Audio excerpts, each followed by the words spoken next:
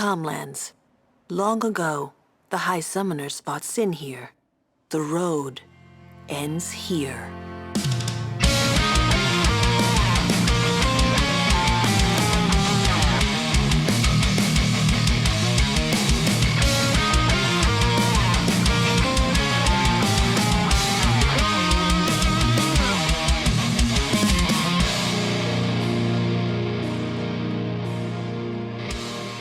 How you boys feeling this week?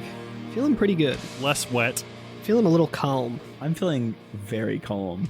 A little clammy. A little clammy? A little calmy. Call me. It's a call me 72 outside. You know what makes me feel really calm? Hmm. Seeing some old familiar friends that I haven't seen in a while.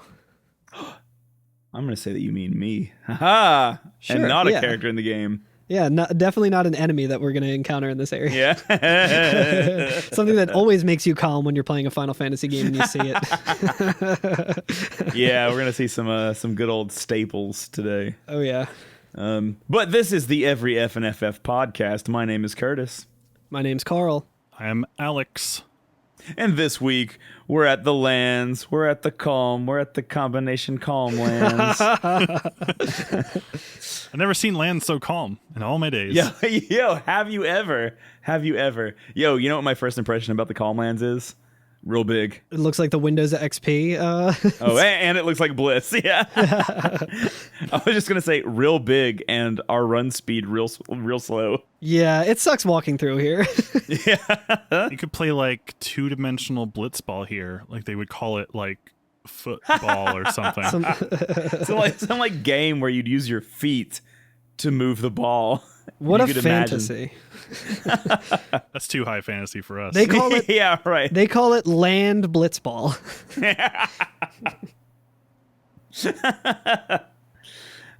Yeah, so we just got out of technically I guess we just got out of Macalania Forest, but in the greater scheme we're leaving Bavel, right? Yeah. the greater Bevel area.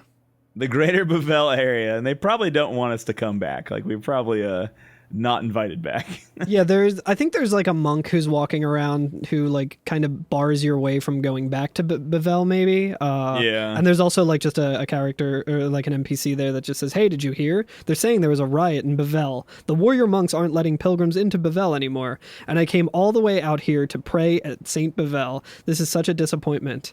And then they go on to say, "But it turns out that the riot at Bavel, it wasn't actually Maester Seymour who was causing it. It was Antifa. It was actually the Albed." Oh yeah. Yeah, Bevel revoked my Olive Garden pasta pass. Yeah, so basically once we moved from the last screen that we were in, the one with the Indiana Jones style map and everything, we're like walking up an incline in between two kind of cliff faces, which is entirely just to prevent us from seeing what's coming up so that the camera can show us in one like nice big swoop as soon as we crest this little hill. Showing which, us running up that hill. Oh, it's very cinematic, very good. It's just like Twilight Princess when you first reach Hyrule Field, right? Yeah. Yeah. You're coming out of the woods, and all of a sudden everything opens up, and like, oh yeah, look at all this green shit. Imagine if Hyrule Field had fucking nothing in it. Then that's what this looks like. So yeah, so Twilight Princess is the Hyrule Field, exactly. I was saying there was less danger there when Ganondorf was in power, Yeah. so he finally cleaned up the streets. Oh no. But yeah, so we come up, and there's like a nice scene where all the characters like run out there and they're all really impressed by it. And like basically it's just a giant like grassy expanse, right? Yeah, just a big plain. Yeah, and it looks very pleasant. Like there's like nice music playing with it. The sun's out, and there's chocobos running around, right? So like Wild chocobos. like a rhinestone choco. Yeah, this looks nice as hell. I want to go here. Yeah, I know, right? And I feel like it's actually, I think it's very well done because like its pleasantness, its pleasance, like plays into the story that I kind of enjoy. Yeah, There are like if you look on like towards the mountain range, there are like cracks and like ruptures in a lot of the in the topography of it as Like whether it's almost reminds me of like tectonical plates like rupturing and Yeah. shifting a little bit. Something has been happening here over the years. Yeah, something went down and made it very annoying to navigate through. Yeah, it's true. Like, yeah, even in Potholes just the plane everywhere. itself. Yeah. But yeah, so the party runs out. Lulu tells us the calm lands. Long ago, the High Summoners fought Sin here. The road ends here. Beyond, there's no towns, no villages, only endless plains, which is decidedly not true because right past here is Mount Gagazet. So, Yeah. liar. That's not a village or a town. It's a people. But she says it's only plains. Oh, that's Yeah, isn't true. that like the Ronzo village technically? yeah, right. Yeah. Plains is what Kamari's she calls like- basics. Kamara's just like, what the fuck did you say? Just- This is it's where one of those- Civilization ends. What the fuck did you say about the Ronzo? What's one of those plains that's like tall and pointy? Like, you know what I'm saying? Yeah, you know, the Like frozen the plains. snow-capped plains that are tall, you know? Just because there's a mountain on the plain. Mountains, doesn't that's mean, it. I was trying to actually make sense of that, and I'm like, are there planes that... She's talking about Machina, Yeah, it's forbidden. Forbidden Plains. Orin says, Many summoners stray from their path and lose their way here. which I think is amazing because, like, the temptation for summoners who are walking to their death to just be like, oh, the greatest trial of all at the very end of the pilgrimage is just not going. Like, that's incredible. That's such good storytelling. The greatest challenge is walking through this very pristine and calming looking area that everything looks nice and safe and fun, and you're just like, oh, I could just stay here. I could you just can like just not do it, yeah. I could just look at the clouds, you know, like I could ride a chocobo. This is the farm that they send all the summoners to. This is the farm up Spira. Yeah, and like even like at this point, like the camera kind of zooms over to Yuna, and she just looks up into the sky and just kind of falls over backward, right? Oh my God, and just, she's like, lays in dead. the grass. No, yeah, she's dead. It's Fox Die. She says, I've always known where to go. and Titus walks over to her and says, I won't let you die. I'll find a way somehow. Yeah. Which, like, oh man, he made it real bleak real quick. But like, I get it. That is what she's saying. Yeah, but I mean, it is so. pretty bleak already. So like, It he is, didn't. it He's is. not like, once you do the final summoning, I'm gonna fucking kill you. Just Yeah, remember, no, like it's right. not his fault. right. But he pulls her up, and I love the way he pulls her up. He reaches his hand out to her, and she grabs it, and he like pulls her up. You know what I mean? Like, Yeah. he's like, whoop, and she does like a little hop onto her feet, and it's very cute, and I like it a lot. Yeah. Yuna says, "Let's go," and in narration, Titus says, I told Yuna I would find a way.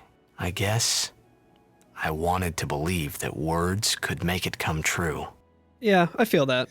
and I like that it's just like a little short intro to this area, but like it does paint all of this like nice, pleasant imagery with just this like sad fucking energy behind it, where you're just like, ugh. Yeah. This is the last nice thing we'll ever see. Yeah. Yeah. I don't know. Maybe Mount Gagazet will be nice this time of year. You know, I There's got, cats there, I hear. yeah, I got a feeling Mount Gagazet is just going to be just a walk in the park, just an easy, great Splash Mountain. time. Yeah. But there are enemies, right? Some good old enemies. Yeah. Some familiar faces with different colors and flavors. Yeah, some color palette swapped faces.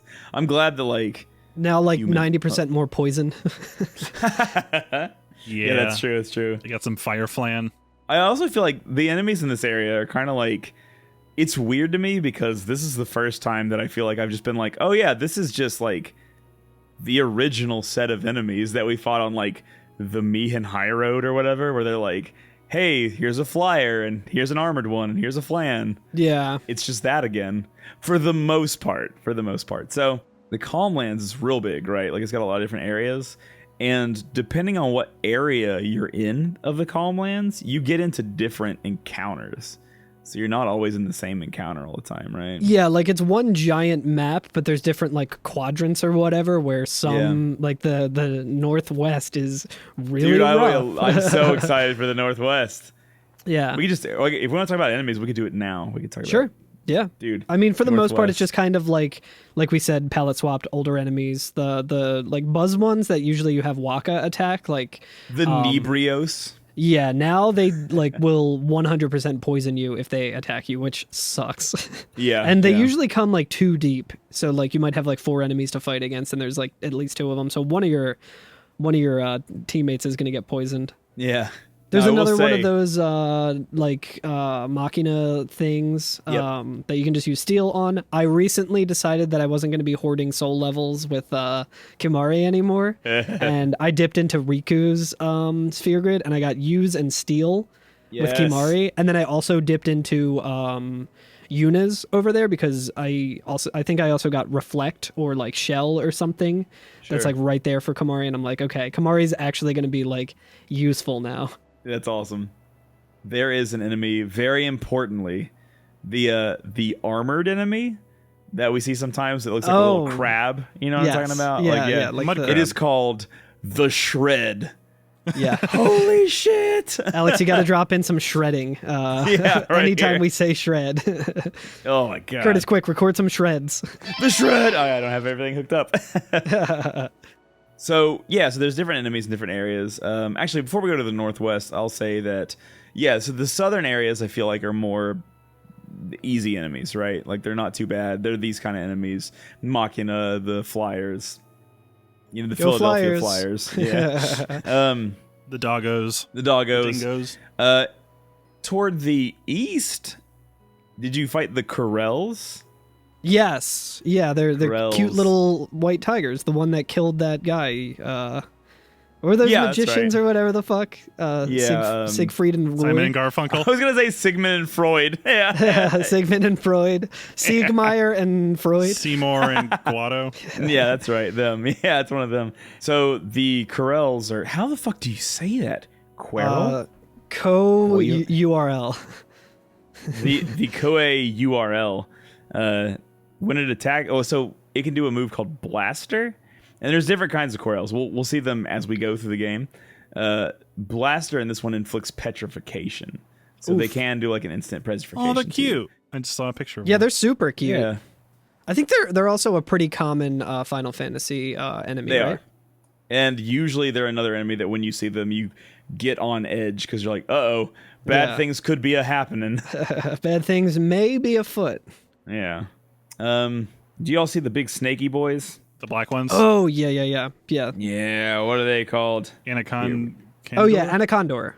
Anaconda. Which is another name that gets used a lot in Final Fantasies. I feel like this design is a little different than what usually those look like. Or at least I'm Yeah. basing that off of Final Fantasy VIII. Like I base everything off of... Anaconda don't. Want none. Yeah, so Anacondas, right? They have stone gaze. Oh, and the yeah. thing is, like, they can cast it. Like, there's 2 of them, and it'll work unless you have, like, your null petrification armor on. So, like, I would get into a battle, and they ambushed me one time, and they hit 2 of my characters with it, and I was like, oh no, if they get one more turn, It's over. It's game over. Thank God that the one character that they didn't stone gaze was Titus, and so I was able to flee. And I was like, "Flee now!" And I got out of there. And I was like, "Oh no, I don't want a game over." A similar thing happened to me, but it wasn't that bad. I think it was either Titus or Riku or someone who was able to get 2 turns immediately. So I just used Yeah. soft right away and didn't really have too Okay. much of a problem. But while we're on the topic of petrification, I realized, like you were saying last week, I finally got to a point where like I got a weapon drop and it was like, you need to trade one out for this because Yeah. I was full up. So there was a shop that we haven't gotten to just yet. It's like coming up and we'll talk about it in a minute, but at that shop I just sold like every duplicate item I had and every like shitty one that I had, and I made a lot of gil. But while I was doing that, I realized that Yuna had a staff that had stone touch, so I just equipped that on her, which like her attack does like nothing. She's like useless with that, but now she's just a fucking killing machine. She killed Seymour twice, she got a taste for blood, and now she's just running up to every fucking enemy and like bopping it and then just shattering them. It's so dude, fucking stone cool. touch It's so whips good in this game. It's I really love good it. in this game. Yeah, so Yuna's a killing machine now, which kicks ass. That is a big strategy right there. Yeah, I used it a lot here. especially if you can get like one of your fast characters like Titus or Riku to have stone touch, dude. Yeah. Dude. I think Riku also has a stone touch weapon, but I usually just Good use her times. to like steal and stuff. Also sir. with Kimari, I was able to get to pilfer gil, which is a really okay. weird thing to say, but yeah, it's like you steal gil from enemies, and that kind of kicks ass. Like there's some enemies, like harder ones, that like give you a shit ton of gil. Like I think those Anacondors gave me like 740. It's old Pilfer Grill. Oh, Pilfer Gil. Or it's like Gil from The Simpsons getting mugged. Yeah, right. Oh no, don't pilfer old Gil. No, Gil, yeah. Oh, jeez. But there is another enemy in this area that is the realest motherfucker of them all. Yeah. And I think we saw him in FF7, right? Yeah, we sure did. He's back with a fucking vengeance this time. But the You guys met him at MagFest. Oh, it's true. Oh, yeah, we did. We hardstyled in did. front of him. Indeed, and he gave us Hell bad yeah. breath. But it is the Marlboro, and it is back, and it is an absolute motherfucker. Because I thought I would be smart, right? Because I was like, all right, I know what Marlboro does. I know what Marlboro's up to. I know his game. His game is bad breath. You know who does not get fucking status effects? Summons. And Bahamut is the biggest badass. And I have Yuna in overdrive right now. Boom. So I grand summoned Bahamut. Boom, hit him real hard, right? Because he can break damage limit. So it did over 999. It did over quad 9s. Yeah. But Marlboro has a lot of fucking HP, dude. Like It's got so much. 27,000. Yeah. So it did not do enough. So I said, all right, no problem. I'll just cast my Aga spells. And Marlboro will win that exchange if you're just sitting there casting Agas. And I was like, yo, this Marlboro just killed Bahamut. And I still had like HP ways to go. And I was like, uh-oh. I did get out. I did kill him. I did beat him. But I was just like, yo, Bahamut is dead. Like, why are we like using the fucking faith and summoning Aeons? Just train a fucking Marlboro. Yeah, seriously. like it could take Sin on. Why are we spending so much time training Chocobos in this episode? Why aren't we training the Marlboro? Like, then Sin won't be a problem. Where are the Marlboro Knights? Yeah, for real. Holy shit. Apparently he is weak to fire, so I guess if you stick to like fire attacks with summons, you're pretty good. But or using Ifrit and whatever. Dude, that's the thing. He is hits like a you fucking can do a lot. truck. Yeah, you can still do a lot of damage to him, but he'll fuck you up. Like if you don't have like a means of healing, he'll win that exchange. Like he'll do damage to you more. Like he'll get through your HP quicker than you'll get through his. Should we reiterate what bad breath does? Yes. So it hits your entire party. And it does every fucking status ailment. It puts you in like berserk, so you don't have control of your character. It blinds you. It poisons you. It does confusion, so your party members just like hilariously just all start fucking fighting each other at once. But they're all missing too because they're all blind. Yeah. So and meanwhile, he's just whipping you too. Like, yeah, and he's you're still all hitting missing you. each Like, other, and he's still you're hitting you. using up your turns that you could use to like cast a remedy, which is also something you can steal from him, which will nullify all of that, which is great. But like, if your entire party has all of those status ailments, you can't do anything about it. So you're just like, you're waiting for someone to not be confused and for you to have control over them, so you can hopefully heal up and regroup. But you can also Lancet Marlboro with Kimari and get bad breath. That's true. Stinky cat breath. Yeah, Stinky Kimari cat just walks breath. up to some Marlboro shit and eats it. Yeah, You gotta exactly. Chase Yeah, after I it was to gonna get it say out of that, his mouth. No, Kimari, drop it. What's in your mouth? What's in your mouth? Yeah, what's in your mouth? One of its abilities also listed on the wiki is gastric juice. Yeah. Oh yeah, I think that one does like 1,000 It spits up some fucking damage. bile on you. Yeah, around about that. Yeah. So. Oh, it only did about 950 to Bahamut. How uncouth, says Lulu. She said that when I brought her in. Yeah, I brought her into the fight. And she goes, "Ugh, how uncouth." Yo, I was hell like, yeah. "Oh, they have special dialogue for normal enemies. That kicks ass. That's so good. Yeah, that happened. Yeah, I think first for me was when the giant flappy bird in the desert. I forgot. Yeah, the zoo. Oh yeah, the zoo. The zoo, but Waka says like, "Oh, where's the early worm when you need it?" Or, like, yeah, that's right. No, it Yeah. was when you talk to the sandworm. worm. I'm sorry, the sandworm. Like, oh, where's the early bird when you need it? When you talk to the sandworm. That's right. Oh, that's great. Yeah, that's awesome. But they're motherfuckers, but like they give good experience and everything, so Yeah. I won one fight with it, and then I was like, okay, I proved myself. I can do it. Not even gonna fucking try again. Yeah, right. Until right. later when I found out that I do in fact need to try again. Oh yeah, fair enough. Which we'll talk about when we get there. So, do we want to talk about our non-monster friends? Yes, Yes. I want to talk about our verbose friend. who exists right as we're walking down that intro slope, right? Like as soon as so I should say like the Calmlands proper, the plains, right? Like we're actually elevated a little bit above them when we originally walk into it. Like we're on like a miniature cliffside that we can see out over precipice. Yeah. And there's a shallow grade path that goes down to the main area, right? Mm-hmm. But on this area is another old friend of ours. Yeah. Yep. Haven't seen him in a while. I know. It's our good friend Mei-chan. But I'd love to watch him go. Mei-chan. Mei-chan. Mei-chan.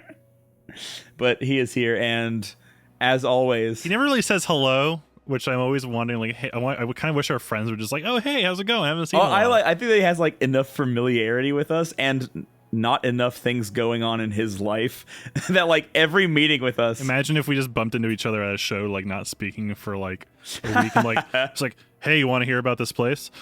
Yeah. Well, you want to hear about Sentry Bar?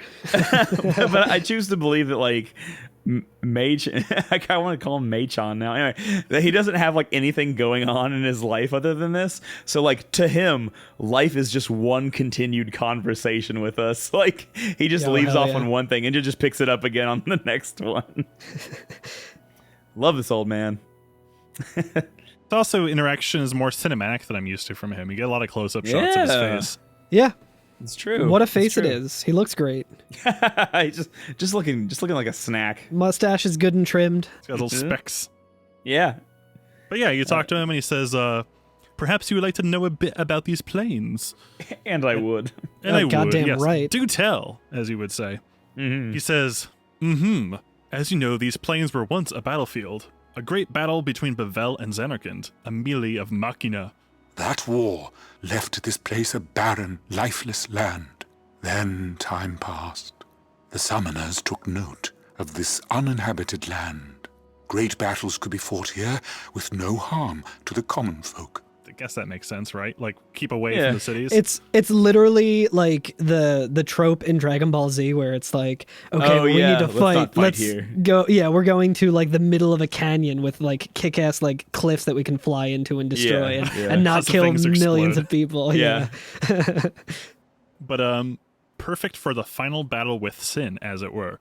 Summoners wait here, ready to perform the final summoning. Ah, to know what they must feel. I love that line. Yeah. God, I wish that were me. Is he just simping for the summoners? He too is just waiting for death. Is there any confirmation Machen is actually alive? That's a good point. He could be eons old. Yeah, he could be unsent. In any case, when sin is defeated here, the calm will visit Spira once more. That's why this place is now known as the Calm Lands. Exactly who dubbed it so is unknown. This band is known as the Shitty Beatles. Oh, are they any good? They suck. So it's not just a clever name. And that, as they say, is that. Oh, I love it. Oh, and apparently if you talk to him again, there's more dialogue. Yeah, he says, oh dear, I almost forgot to tell you something. There's a chasm, a great rend in the earth in these parts. Can I stop and say that he rolls his R's for that rend? Yeah. Let me take that again to give it the proper respect. A great rend in the earth in these parts. A scar left from High Summoner Gandalf's... Yeah, every time I see that, I'm like, I know, Ganondorf, Isn't that Gandalf. He's the Thunder Plains guy, right? Yes, I think so. Gandalf. Yeah. Gandalf the Gway. A scar left from High Summoner Gandalf, A scar left from High Summoner Gandalf's bitter battle with Sin. 400 years passed. Like to hear more about this place once more? And then I said maybe next time. Yeah, and you can keep asking him about the place. And like I kept accidentally being like yes and meaning to hit no because like they put the do tell in the bottom position and no thanks at the top position. And I'm always like, oh, the bottom position is a decline in every menu. So I kept going to the bottom one and saying do tell. And so I saw that scene like 4 times, and I was like, "Shit!" Curtis, you've never actually like played Ocarina of Time, have you? I have up to Jabu Jabu's belly. Okay, so there's a thing in that game that's very notorious, is the owl that keeps talking to you and like, gives you Yeah, hints yeah, and- where it's like, do you not want to hear more or something like that? but it's Like, always like yes and no are always in different spots, so like you never really okay. know for sure, and you got to Yeah, be careful yeah. and stuff, and you always hit it, and then he's just like, hoo, okay, what's let's go. what's the name of the cat in Dark Souls? Alvina or something? Alvina? Alvira? It's like, Fish. Yeah. Isn't it true that you don't do want Dost to thou know more, yes right? to know to the, of the yes and to the no, and then you're like, You're like, no, no? And she's like, okay, you can join my forest away with covenant. you. And you're like, oh, all of shit. all of these people who are killing you in the forest will no longer kill you because you said yes instead of no, or whatever it is. Yeah, right. That. You said you. Yeah, you said you referring Referring to to me. But yeah, you say We you had to say, like do a fucking meme where we just Photoshop the Smokey Bear or whatever in place, like in the window in the forest. You said yes, referring to no.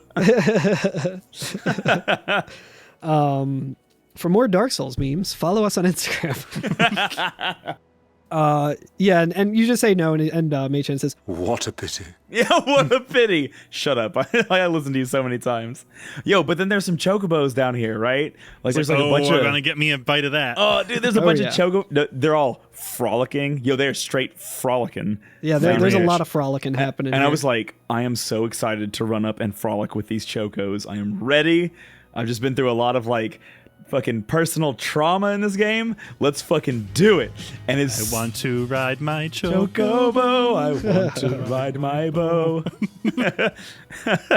And as soon as you get like in fucking spitting distance of it, one of those big hovercraft that like were outside Albed, the Rinse Travel Agency and the Mihin High Road just like zooms up and they all scatter. And I was like, no, you son of a bitch. you asshole. I was about to be happy. Oh wait, we saw those before, those hovercrafts?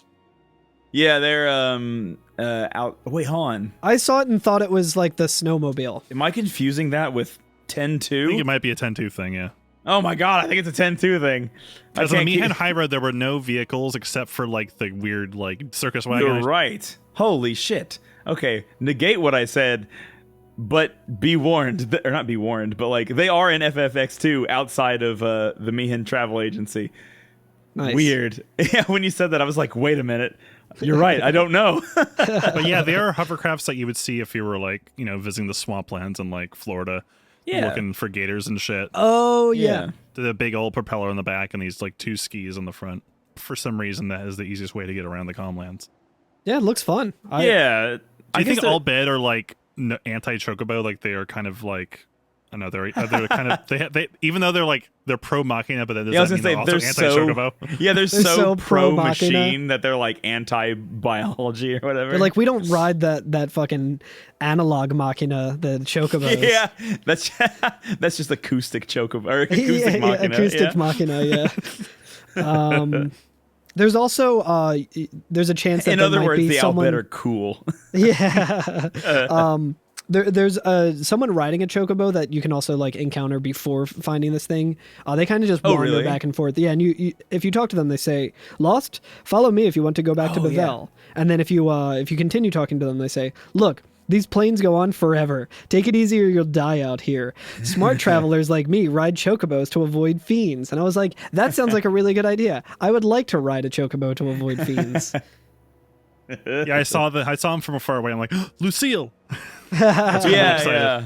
We haven't seen the Chocobo Knights in quite a while. That's true. We haven't. It's been a minute. Not since Macalania Lake.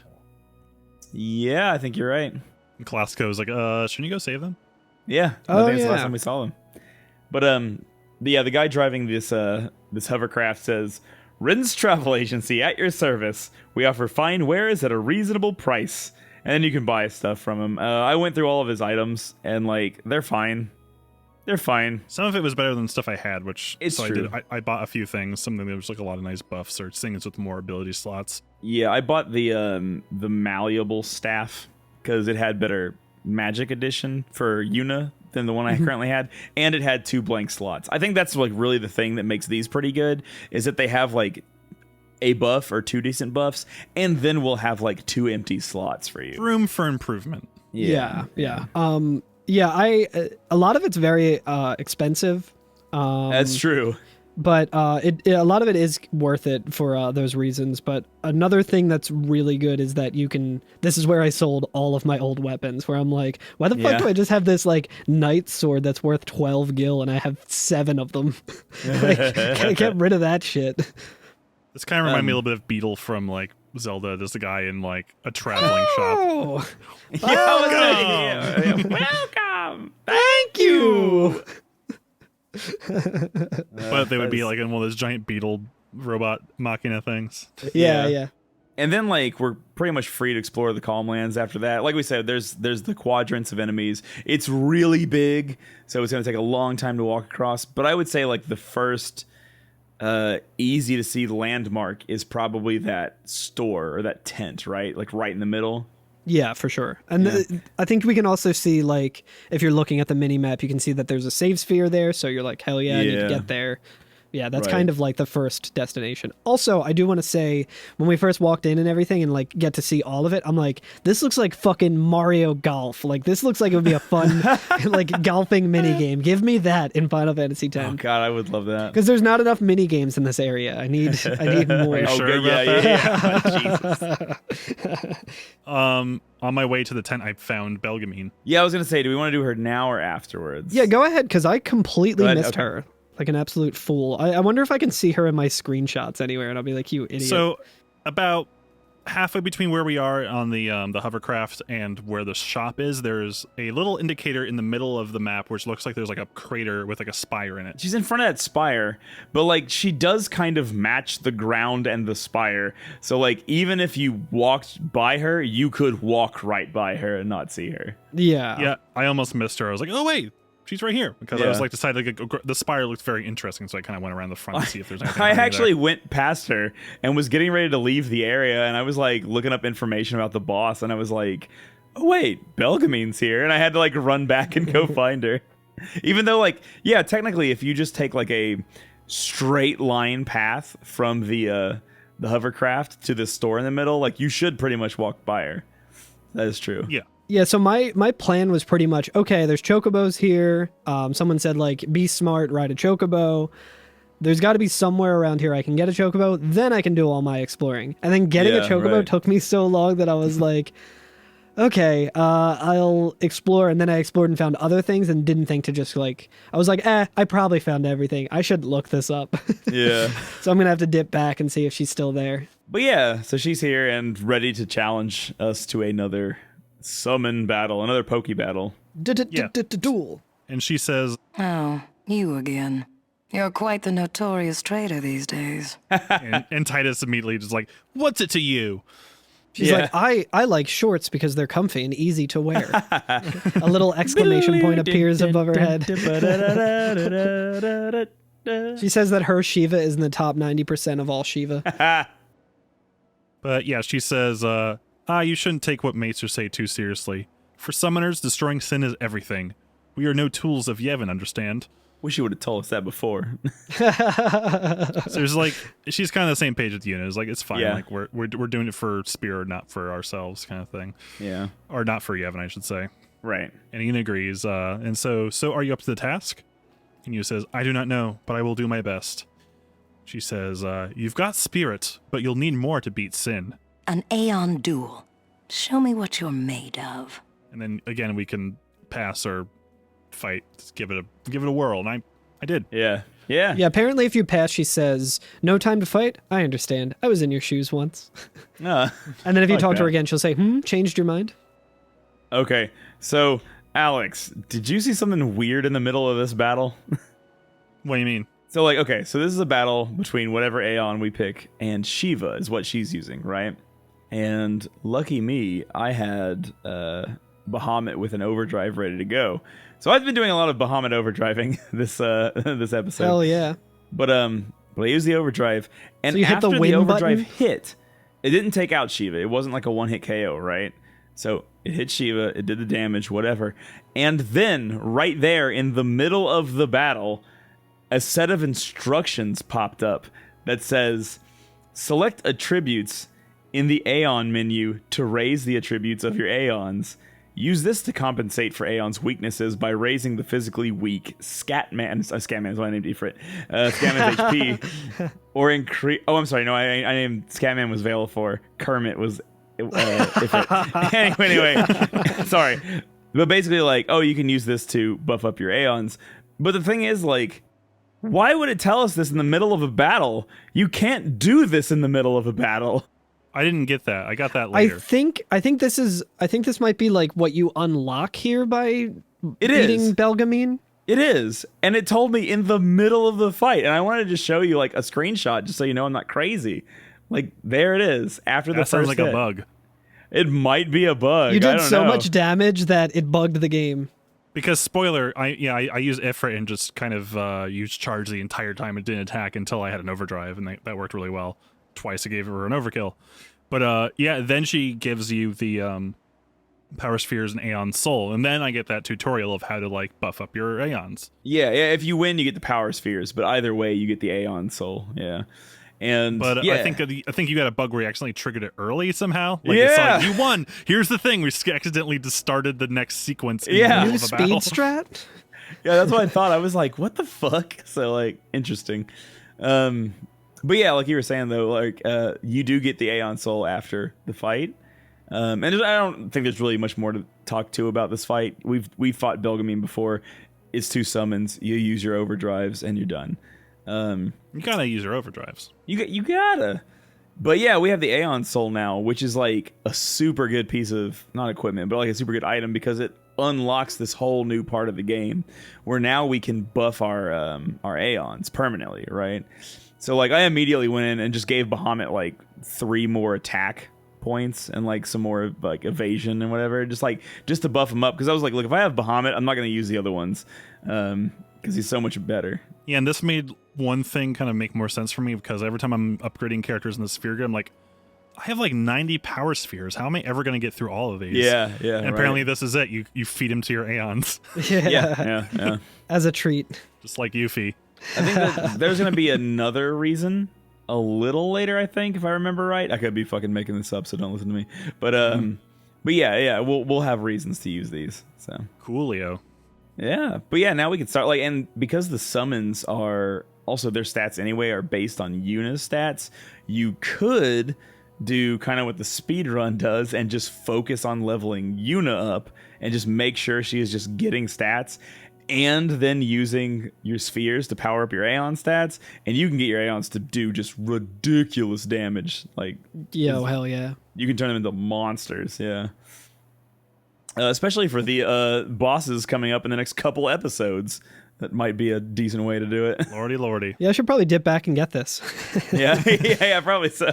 I think she's still there waiting. I will find out at the break. Find out at the break. Here and now, will it ever be again? Sorry, go ahead. Break. The next stop is a travel agency, and I think this may be a good time to take a breather. I think a travel agency is a great place to take a break. Yeah, They I agree. have all the amenities you might need for your Hot towels. If there's Hot anything, knuckles. I was gonna say if there's anything the Albed are known for, it's hot towels and hot knuckles. Continental breakfast. Yeah, continental breakfasts. That's right. Continent being Spira. Albed Travel Agency, but Dad can't afford $8 a night. It's another good Simpsons joke. Anyway, see you after the break, kids. See ya.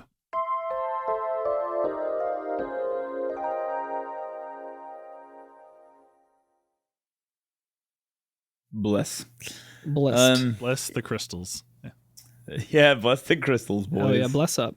Brian Blessed.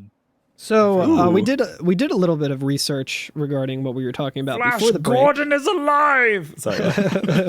with Belgamine and being able to go back and talk to her. She's in a different spot now. So there's another NPC that we're going to be meeting soon here today that would make this a lot easier to backtrack and go get there. But that NPC is also moving around and I can't find them. So I'm like 90% sure I can still get to Belgamine. But first I would like to get something that makes me travel faster, and that requires seeing another NPC. So no confirmation yet, but I got a good feeling about This it. pesky Albed are kidnapping NPCs. If you would like to, if you would like to have a better time than Carl, do it all your first time through. Yeah, do it. Don't just run past Belgamine like a total dullard. Dude, I about did. I was on my way. Don't not do it. Do it. Don't go do what Donnie chasing does. Right.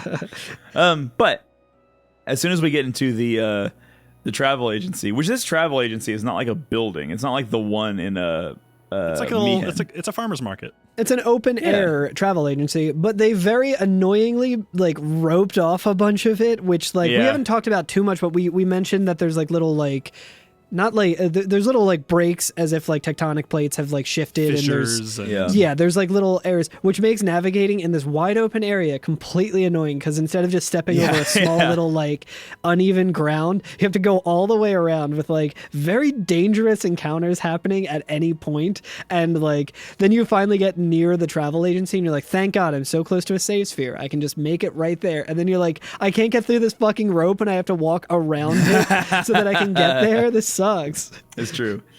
But as soon as we walk in, they have outdoor seating. Yeah, that's right. Yeah. Update. I found the NPC. That's where I thought they were supposed to be. We did it. Yeah, that's exactly where they are. So as soon as we walk into that little fenced-in area, an NPC approaches us, right? And like, I love this dude's robe, like the collar, like, you know, like. Pretty you fresh. can pop your collar, you know what I mean? You can pop it up. This guy has like a all the way around 360 degree pop collar. like we can't see any of his like nose or down. Yeah, Chad Aga. The final form of Chad Og. Kind of remind me of like a boss from Metal Gear Rising who just has like a huge, just like tons of armor. It's almost like a neck brace that's supposed to kind of keep your neck from being snapped or like jostled, like he's a demolition man or something. Yeah. But yeah, he's with that and like some Yevon robes on. Like he's clearly with Yevon just from his clothing. You can't see anything from the middle of his nose down though. Right. He's got that Yevon stank all over him. Mr. Clean from the nose up. Yeah, Mr. Clean from the nose up. And as he approaches, Lulu says, Father Zook. And like Zook is like the most short for lazy zucchini. ass name I've ever fucking. He got the Zuck. He goes on to make Facebook. And he says, Long time no see. You are Yuna? You certainly don't look like Maester Keenock's murderer. What? And Walk is like, what did you say? What did you say? What you say? Yuna says, please tell us what has happened. And Zook says, Maester Micah just issued a personal order, you know. It said that you and your guardians murdered Maester Keenock and fled. We are to kill you on sight, or so it says. What? That's fucked up. Yeah, that's definitely a new piece of information for us. First of all, if I had the chance to murder Keenock, I would have, but I didn't get the chance. Second and off, therefore I'm innocent. Second, if I did murder Keenock, I would be the first to admit it. I would proudly state that. I would be so proud. Yes, I murdered Seymour. Yes, I probably murdered a bunch of other people. But don't fucking come after me for some shit that I didn't do. Yeah, right. I have plenty of legitimate murders. Yeah. I killed the entire Bevelin army. Flame militia. Yeah, right. Killed all the firebenders. Orin says, what of Bevel? And Zook says, things are calm on the surface, but the depths are turbulent. After the death of Maester Keenock, Kelk Ronso left Yevon. And like, as he said that, I was like, yeah, good for Kelk Ronso. And then Orin says, convenient. And I was like, oh, am I not thinking through as far as that? Like, Orin's thinking more heavily about this than I am. Because I was like, no, that's good. And then Orin's like, it's like the Mafia. It's just like the Mafia when you're like, yo, I just learned a lot more about this organization. I don't really feel comfortable being here anymore. It's not really what I initially thought. I'm just going to like, I'm just going to leave. You guys keep doing all the fucking horrible shit that you're doing. I'll just see myself out. And then they always get away scot-free. It's great. It's wonderful. That could also describe when I went to work for Toys R Us for a couple months. And then after a couple months, I was like, I don't know if this is the job for me, guys. Did they kill you? They didn't kill me, but they made me kill one person. As like They made you kill Jeffrey. I mean, if I was a tall cat man and I was a maester and I realized that every other maester gets fucking killed in this job, I'd also like, yeah, I don't think this is for me. The whole dying thing there seems to be a pattern I don't really want to be a part of. Dude, he's like the only living person in Yevon. Like, Not anymore, he's not. Well, I mean, Kel'Gronzo. Yeah, not for long though. He's like, yeah, I'm out. This isn't for me. Orin says, getting around will be easier with Yevon in disarray. Zook says, but be careful, my friends. You have been branded enemies of Yevon. You should avoid temples for the time being. Which, like, temples are the one thing that we cannot avoid because it's a pilgrimage. Yeah, it's kind of the thing that we need to do. Yeah. It's like on your way to Elite Four, make sure you stay away from those gyms. Yeah. we should have been avoiding them from the beginning because they all fucking suck. Yuna says, thank you, Father Zook, for your warning.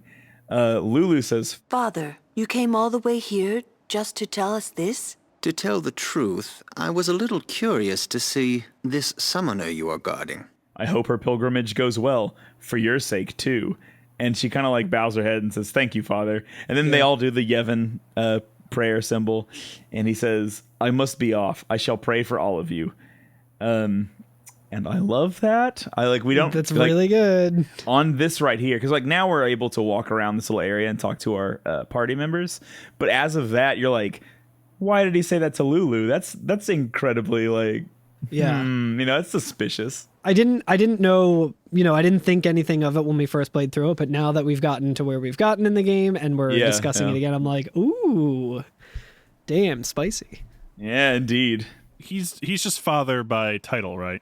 I think so, yeah. Father of mine. Because every time she said father, I was thinking like, wait, is this Lulu's dad? And we're supposed to just kind of roll with it. Yeah. No, I'm pretty sure it's like a priest. But yeah, Titus you can talk to Lulu, and Titus is like, who was that? And yeah, Lulu just gives it the lowdown. He's actually related to brother. His name is actually Father. Father, yeah. Father of Brother Zook. Father Zook. It's like Pop's Racer. But yeah, Lulu says, until half a year ago, he was a summoner. Waka and I were his guardians. And Waka chimes in and said, it was kind of a short pilgrimage. And Lulu keeps going. He gave up halfway. Here, on this plane. Now he is a monk at the Bevel Temple. And I think, that's the first initial interaction we have. Which, right? you know what? Mood. I respect Zook for being like, nah. Yeah, fuck this shit. Yeah, this sucks. Guardians and Maesters like, Diane doesn't seem to be all that cracked up. Yeah. Sin will take care of that for me. I don't need to fucking shorten my own life. But yeah, you can keep talking to Lulu, and she says, This is my third pilgrimage as a guardian. Father Zook was my second, and my first, well, it ended here too. I've never been to the lands beyond. Mount Gagazet towers to the north, and Xanarkand lies beyond that. That's gonna be scary as shit for Lulu. Yeah. Like having all of this past and being like, okay, I've been to all these other places around here. It's not that big of a deal. Like everything's kind of familiar. And now she's like, oh, we're going into like unknown territory. Like this is getting fucking real. Yeah. And I mean, she the whole time, we always point out that like Lulu's point in the story is to be like, not the narrator, but the person who like describes where we are. Oh, that's this person. Oh, this is this place, and it does this. This isn't her first time around the block. Yeah, exactly. So it makes sense why she's always that person. She's been here. She's done all this already. Yeah, twice before actually. Yeah. But then you can go talk to anybody you want. Yeah, anyone you want. I talked to Yuna next. Okay. And Yuna says, So we are officially traitors then. Hey, let them say what they want. Yeah. Haters gone hate. It's okay. I'm not worried. Well, maybe just a little. It's so hard not to be. And Titus is like, hey, it's okay to worry. And if it gets too rough, just yell. Yeah, he's like, yell. Right. Okay, I might just do that. I know. I like that so much because like the pause that happens when she's like, like I was like, yo, she's gonna scream. Like I thought she was gonna scream. Yeah. And I was like, and then she's like, yeah, I might do that. I'm like, that's so cute. Yeah. I mean, like Titus is just like offering his like, here's my coping. Like, I mean, Yuna's already offered her like, yo, here's what I do to kind of keep my spirits up, like which is like pretend to laugh and shit like that. Yeah. And stuff. And now Titus is like, remember me screaming back in like Kilika or whatever? Kilika, yeah. That sometimes works. I want the record to show that I talked to Yuna first before Lulu because after the events of last episode, I am playing as Titus. Yuna is now my GF. So in terms of the affection meter and all of that, I am a Titus is a Lulu simp no more. I still am, but since I'm playing as Titus, I will be talking to you. I talked to Yuna last. You fucking monster. But because I thought that maybe the scene that would trigger the scene. No, that's completely fair. I hate when RPGs do that because it's always like it's always a gamble, and you're like, well, I'm not going to reload a save file to maybe get some dialogue where But I hate that. I do wish the rest of the game kind of did it this way, in which nothing happens really. The story progresses when you leave the area. Yes, right. Instead of you just like instead of every other time, which it doesn't. I think nothing happens until you leave the area is more and not just like so. It's kind of a weird way the travel agency works because it's on the overmap. We see everything. We see the save sphere, but when we walk into that's when the cutscene comes in, and we're in like a special screen that's like we're inside the travel agency, and then when free zone.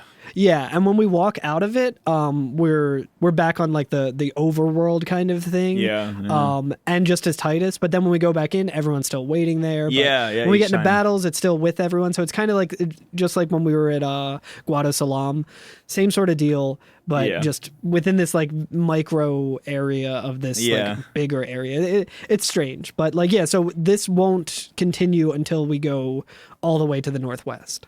So yeah, if you talk to Yuna again, she asks, I wonder if my father got lost here too. And Titus says, maybe, with my old man helping him. I love it.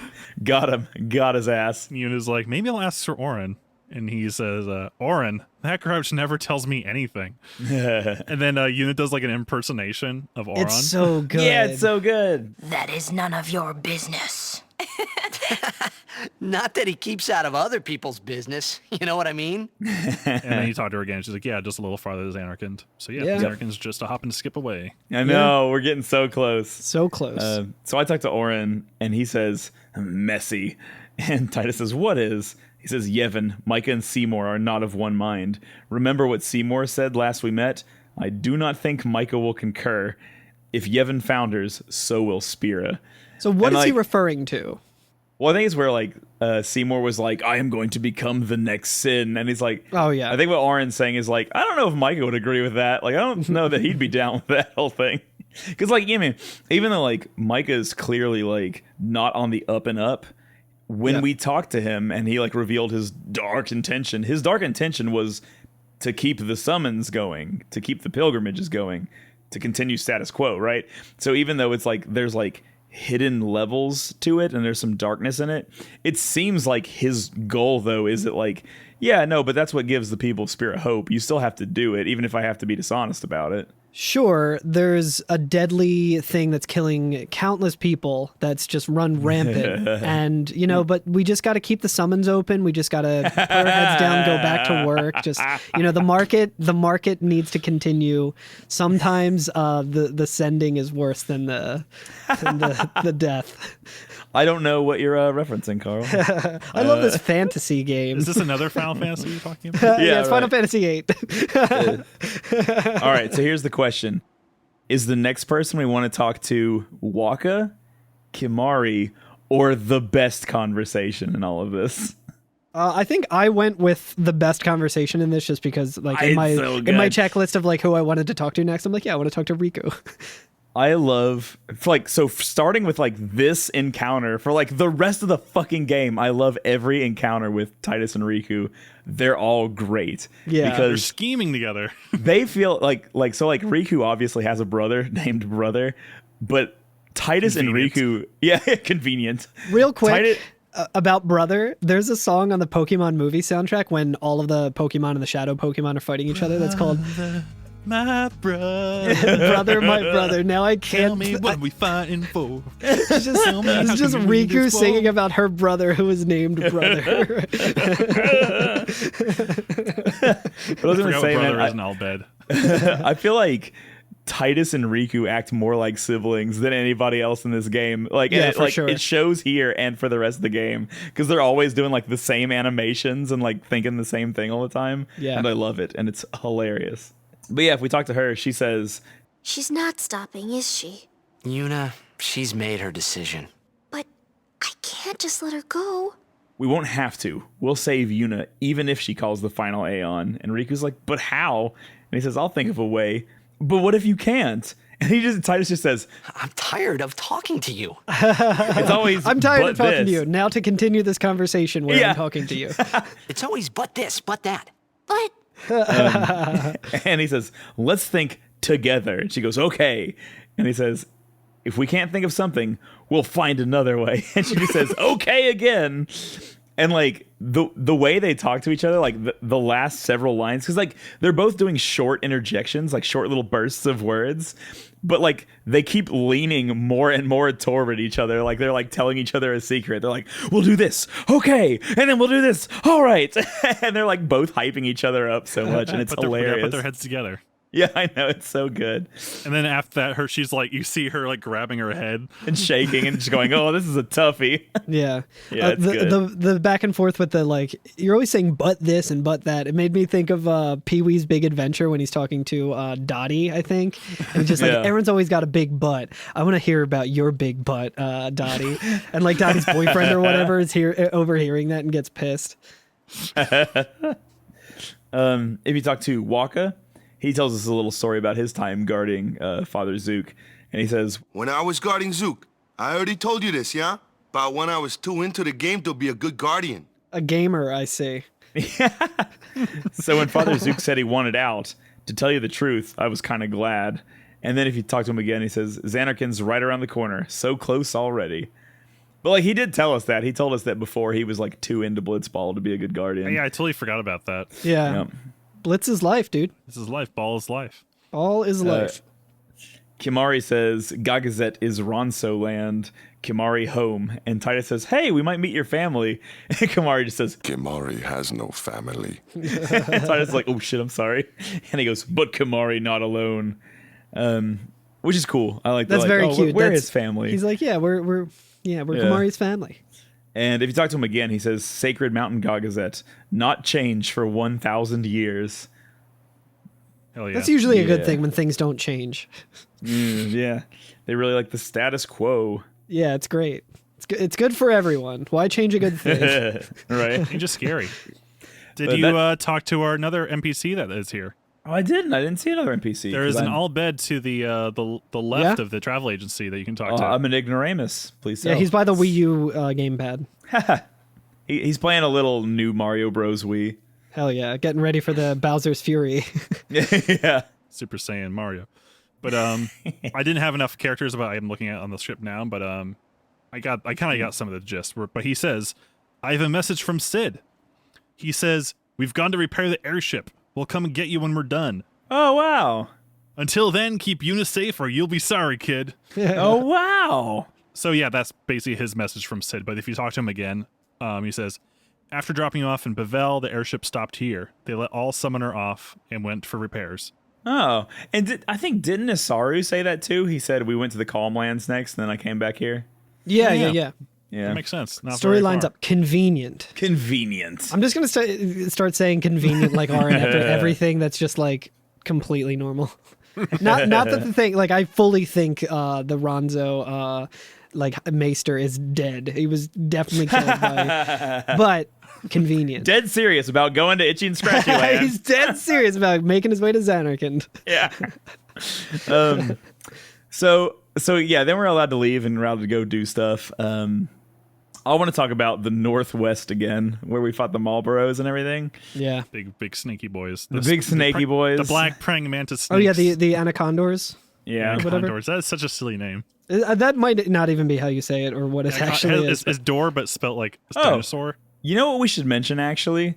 So the Calm Lands are a great big plain, but the whole west side is just a giant fucking cliff. Yeah. I guess it's like an Yeah, important part of the the land here. And there's a nice Grand Canyon sky map over there, or skybox. Yeah. Oh yeah. But if you walk all the way to the north, did y'all see the little area that you can go behind the cliffside and like down into the fissure? Yes. I did after doing the next part, I think. Yeah. So if you go down there, like there like it's not immediately obvious where it is, but you have to like go against the northern border of it. And if you try to go down there, a dude pushes you out and just says, "Hey, you can't go down there." And like that's it. And I was just like, "What?" Oh, so I don't think I did that. You can eventually go down there, right? Eventually you can, yeah. Yeah. But So I think I went down there now. after like the main part of it, like the part that we're getting to. We'll find out when you go down there. Trust me, and I'm not gonna stop bitching about it when we get to it. But there's also the bane of my existence is up here as well. The Chocobo Trainer? The Chocobo Trainer. Chocobilly. Yes. Chocobilly, back again.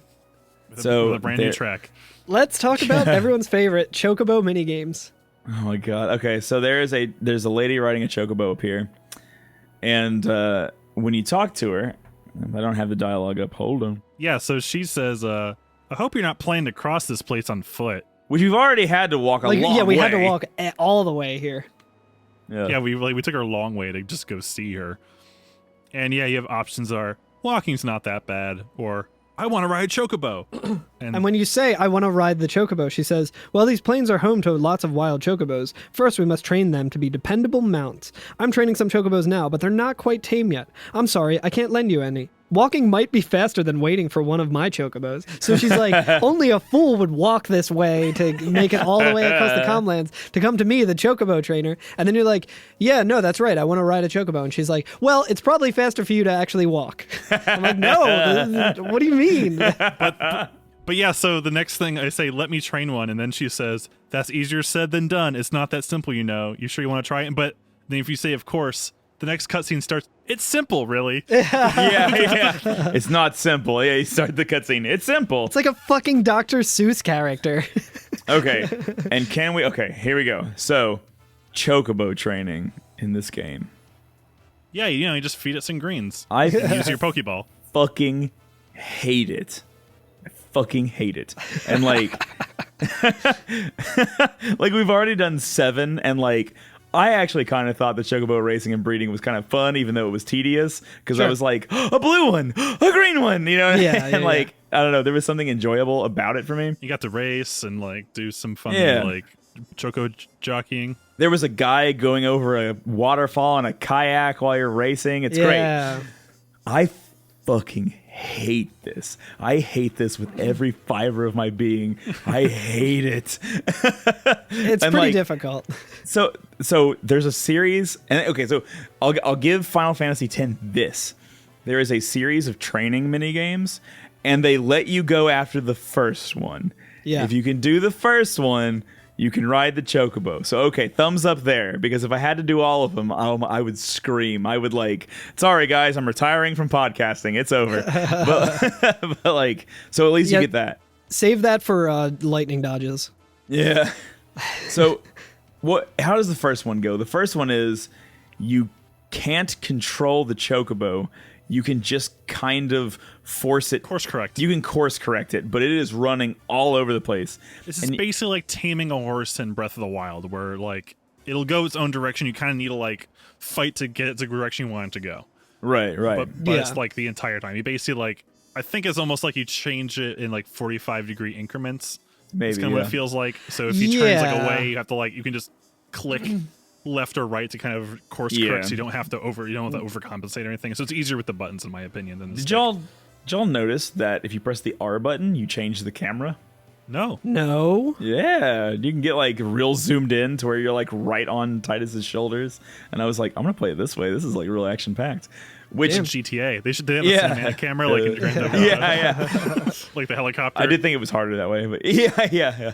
But yeah, you can press R1 to change camera angles. Something I learned. Anyway, so that one's not too bad, and you have to do it within a certain amount of time, right? Yeah, and it's like 12.8 seconds.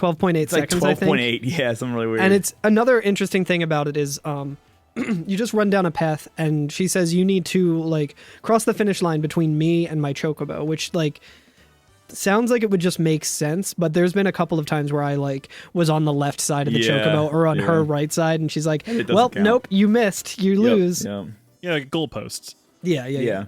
Are there balloons on the sides, like as to be the lane, to rope off the area? Yeah. And when you win, or when you complete that under 12.8 seconds, she gives you an elixir and says, "Okay, the Chocobo's trained. You can go ride one." So that's great. But And she My also first says, try, I got 12.9. no, dude, the amount of times. I tried a couple of times and just kept like getting used to the game and didn't quite get it. And then I finally beat it by 12.7. Oh man, Which becomes I think that's kind of a strat similar to like when we were talking about 15 puzzle in FF1, where it's like beat it by 1 second, so then it's easier to beat the next time to get the maximum payout. Because if you tie your record or get better than it, you get a reward each time. Yeah, correct. Yeah. So I did that. I don't think it's not as easy in this one to like dial that in, especially with the later trainings. But like it's that maybe is a strat. I don't know. Yeah. But if you have fucking, I don't know, man, if you're just insane, like if you're a bad human being, you'll be like, yo, let's do the other training ones. I did all the trainings. All of them? Yeah. Oh my goodness. So okay, I did the first 2. I got through the first 2, I should say. So Dodger Chocobo is next. Oh, and they have names. I do like this. All the mini games have names, and the first one is Wobbly Chocobo, and that's great. That's fantastic. That's like a good song. Yeah, right. It's just the Chocobo theme with like vibrato. Dodger Chocobo sounds like it would be like a Xanarkand like baseball team. Yeah, Dodger Chocobos. Okay, so let's talk about Dodger Chocobo. It sucks. Same sort of thing, same like course or whatever, same objective, get to the end. This time you have 16.8 seconds, so I was like, she's giving me 4 extra seconds. I don't like the sounds of that. Yeah. And you have to dodge balls that come flying at you. And I was like, oh, I wonder what kind of balls and stuff. And of course they're just blitz balls that come at like certain angles and they just like rocket towards you like when you're doing it. And like your hurt box, I guess your hurt box is bigger than you are. So, like, the ball will clearly not have touched you, and you will get hit by it, and it causes the Chocobo to pause and kind of, like, have to regain composure for a second. Yeah, I think... And lose half a second or 2. If you get hit, like, twice, I think you're probably... Like, you could still win. If depends. It's 3 times, it's, like... Yeah, it's almost impossible. Like, you could be really lucky and maybe win, but if you get hit 4 times, you just... there's no way. I think there's a little bit of difference, too, depending on when it happens, because... the further away, so the balls all come from the other end of the course, and they actually seem to have like a spawn point, because when you're starting, it takes them longer to get to you, which means the next one to fire takes a little bit longer too. Yeah. So like it's a little easier when you start than when you're getting toward the end, which is the most fucking infuriating shit in the goddamn world. Yeah, because less time to react, yeah. You can get like 90% of the way and not have gotten hit once. You're like, I can see her. You get stun-locked. I am within a Chocobo's distance of the fucking finish line and have not been hit once and get fucking stun-locked by these fucking balls and then end up going like 5 seconds over.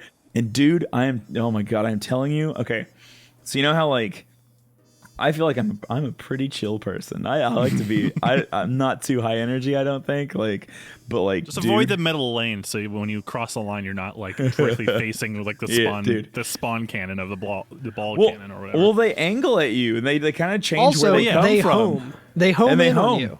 Yeah. And so, dude, the amount of times I got like within just a breath of the end. Things you just know. Yeah, it's definitely.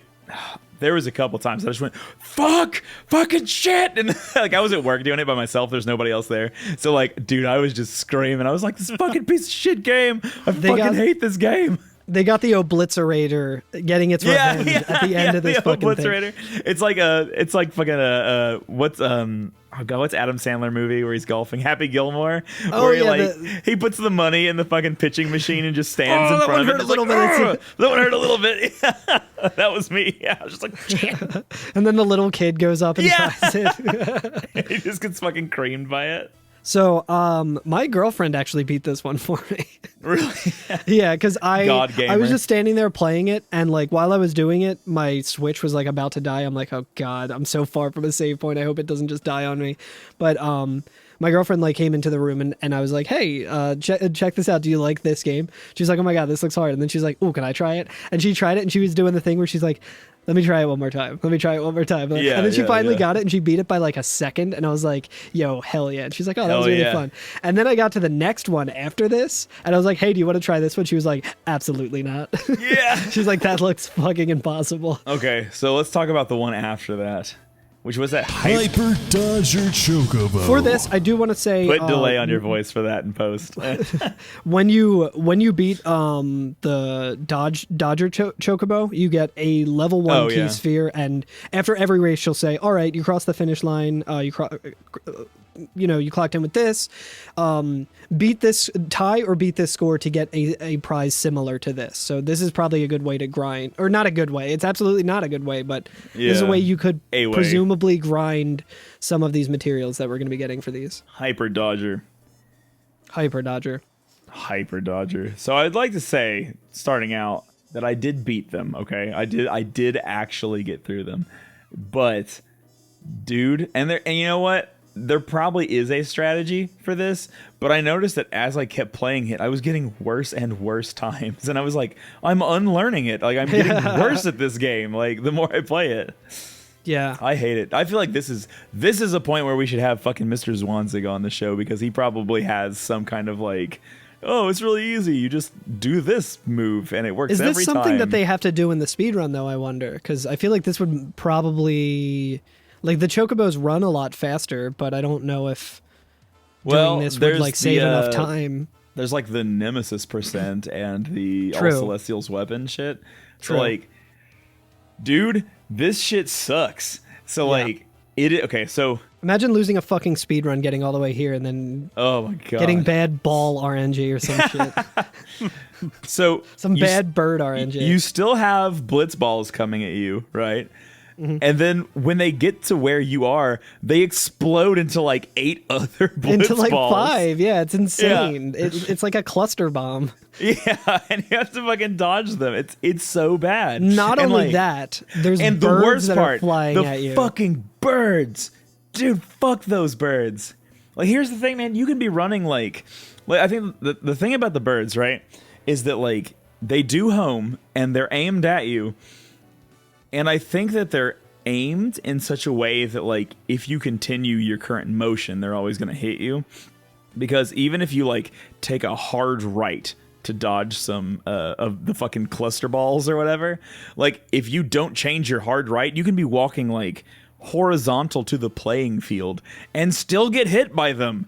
Yep. What are you supposed to do? That's the most sideways I could move. That's the most dodge that's possible. How the fuck do you get out of the way? I couldn't really come up with a method for it. Like, I would just kind of like tap the button to like slightly change my direction, and like that kind of worked. Like, I didn't have as much trouble with this one, but I think it's because I got lucky a lot sooner.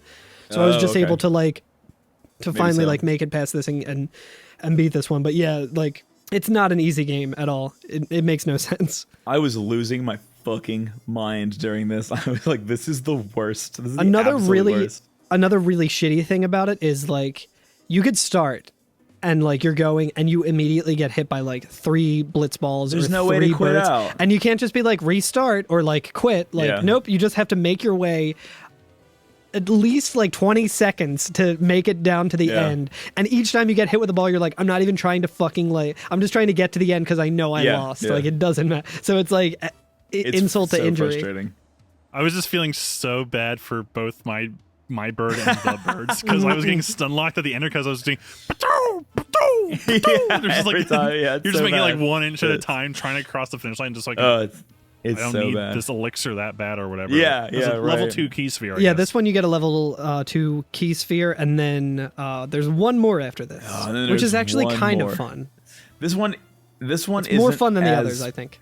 It's not as bad to win, I think, but this will not be the last time that we see this particular version of this minigame. Oh, God. We'll be doing a good lot of it later.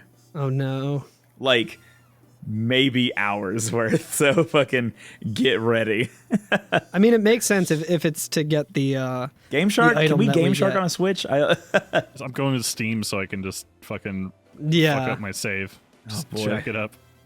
Anyway, yeah, there's so more. yeah, the last one is a race where she's like, you've completed all the trainings, good job. However, I want to race you Yeah. And it's not like it is a game in the way that like this is not just an exercise in futility. Like it is a race. You know what I mean? Yeah. It's just beat her. It's not just a straight up race where it's like, oh, it's not like Mario versus Koopa the Quick. There's also balloons that you can collect along the way, and there's still birds that can hit you. So you're just running from like one part of the calm lands to the other, and you got to try and get across there in 45 seconds. However, every time you get hit by a bird, it adds 3 seconds to your timer, and every time you pick up a balloon, you get minus 3 seconds. Right. So like she could finish, like you could finish the race and be way ahead of her, but she could have collected more balloons and got hit by less birds, and she could still win, and vice versa. Right. Yeah. So there's a little bit, and I wouldn't say strategy to it, but there's a lot of just things that factor into the play here. It's still very frustrating because of the fucking birds that are flying at you, like incredibly frustrating because of that, but like not as bad as the hyper dodger. Yeah. Also, the thing about it too is all of these games, the Chocobo is just running straight. Like, you only control left and right. Yeah, that's another important part. So, here we go. How would you rank, out of the 4 games, what is the annoyance rank? I think they're all pretty fucking annoying. Yeah, the least annoying is Wobbly, right? Which on the scale of annoying is like 8 out of 10 annoying. Yeah.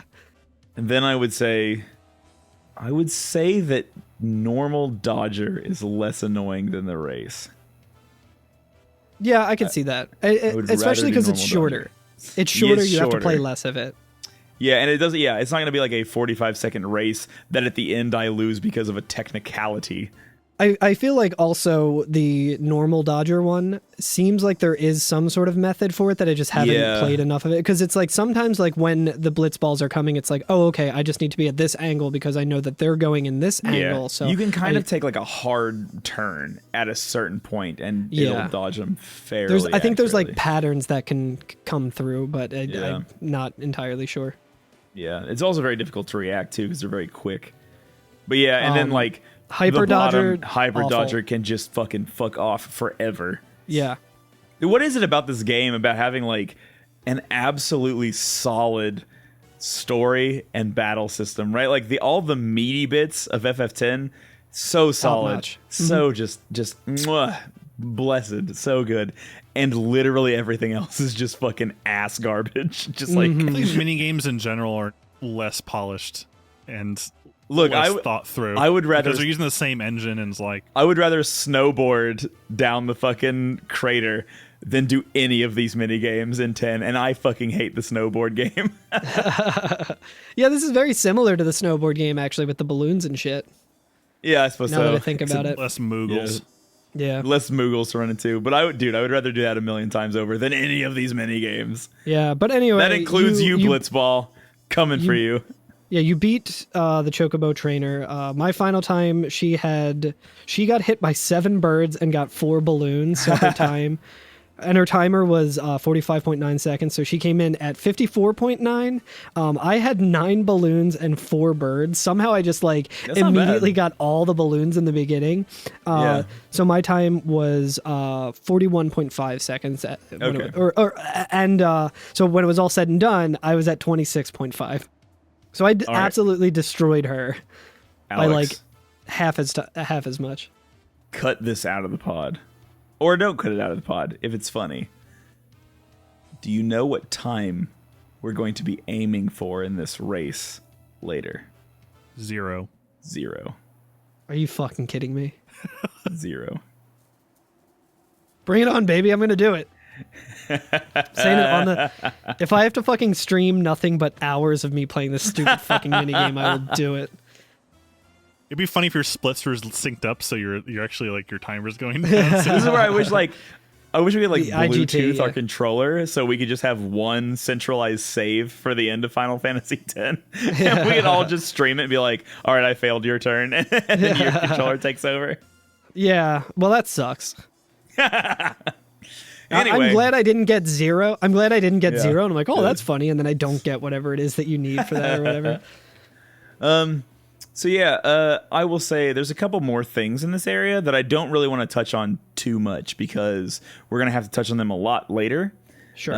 But like we said, now we have our Chocobo. We can run around. We don't get into encounters. That's fantastic. Now we can actually kind of search the Calmlands. Notably, there is I think it's in like the southeast of the area. Yeah. There's like treasure chests that are hidden behind like a cliff wall, which has 5,000 gil. Yeah, Shit ton of 5,000 gil gil in one chest, 10,000 gil in the other. So hell yeah. Good shit. So I will say that there's one area we're not really going to touch today, but it's handy if you want to do it as like a listener and who's playing or whatever.